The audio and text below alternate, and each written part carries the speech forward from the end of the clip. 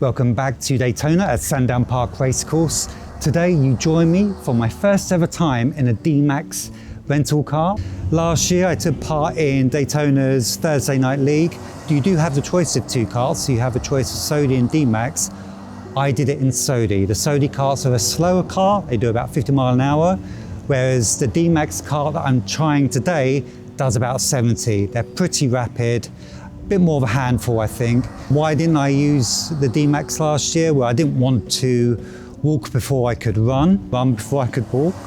And I just wanted to get my head around actually driving the Sodi karts, the slower ones first. But I'm here today to try the DMAX karts. So I've got to finish getting my helmet on and my gloves.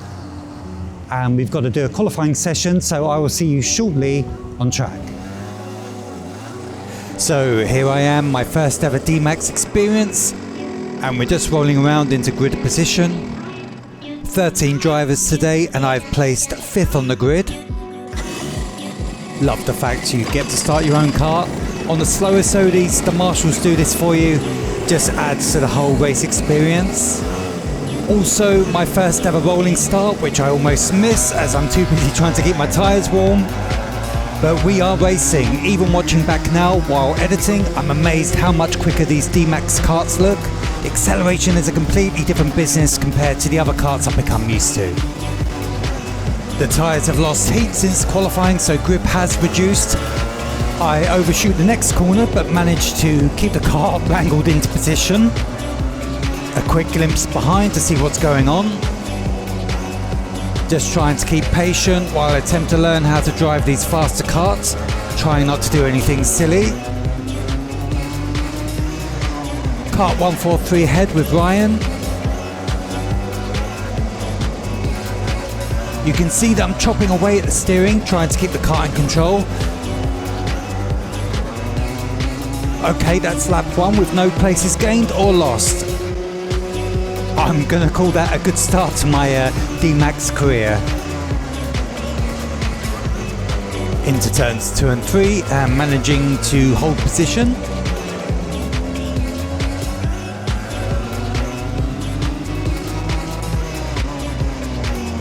Looks like kart 149 with the white helmet has possibly gone a little wide as he takes turn 4, which will be costly. Not that I'm currently doing a better job as we head along the back straight. Turn 6. Keeping close to William in kart 149 ahead as we take the grid straight onto lap 2. Looking nice and clear behind, which takes off some of the pressure for the moment. Turn 1 is definitely not flat out for me in DMAX yet, unlike the Sodi where the gas pedal is pinned. And I'm still trying to work out how much modulation of the accelerator is needed to get this car around the corners. William ahead has gone a tad wide, which allows me to take position. William is becoming a fully fledged racing driver as he's taking part in the 2026 Caterham Academy. He's not giving up easily as we take the last turn onto the grid straight. And I make up another position past Ryan in kart 143. Or do I, as my commitment into turn 1 isn't 100%. Yep, he's still there. But I get the job done. Let me have another glance to see where Ryan is. He slipped back on that last corner and a lovely little overtake by William. This race also marks the first time using Daytona's driver information system, which you can see attached to the middle of the steering wheel. Sure would be really useful, but not particularly in this race as I can't seem to take my eyes off the track for more than a microsecond. Another pass, this time overtaking kart 132 with Matias driving. Coming in nice and quick to turn 2.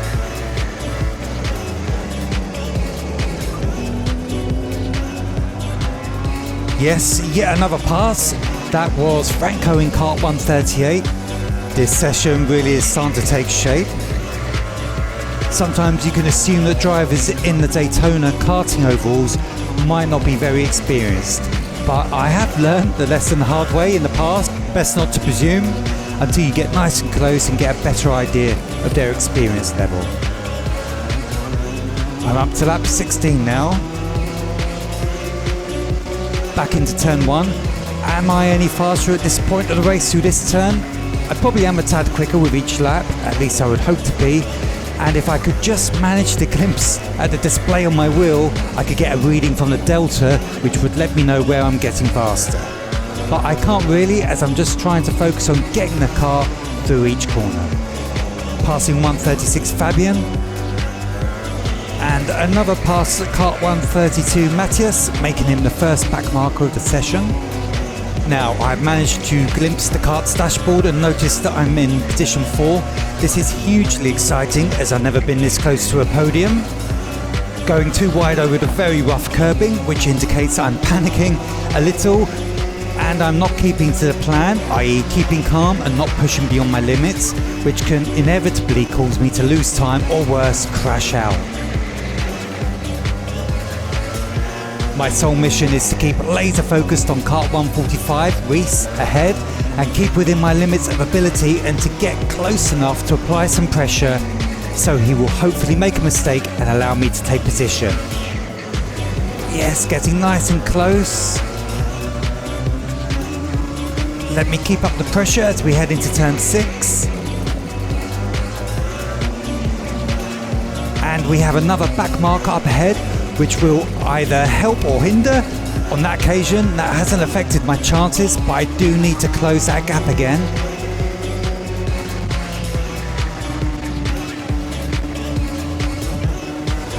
Let's see what can be done into turn 2 and 3. Not enough. He's definitely creating too much distance between us. And we only have perhaps 2 laps remaining. This is looking better. Flying along the back straight now. Into turn 6 and 7.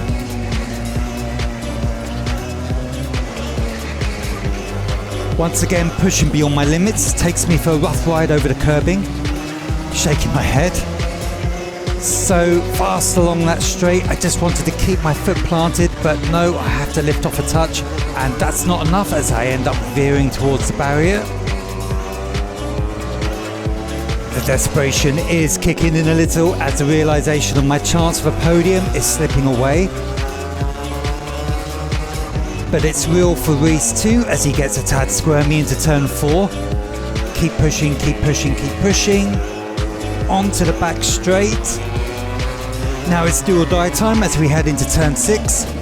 Once again, yes, move made. Can I keep it? Let's glance back as we take turn 8. Well, he is still there.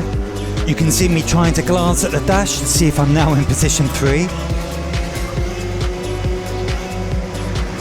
Looking good into turn 1. Must be the last lap now for sure. I'm still in the danger zone though. Good acceleration out of turn 3. Focus. Yep, he's a ways back there. Okay, I think I have this now. Just need to hit my markers. No risk. But what's this? My cart has been pulled into the pits. Absolutely no clue why.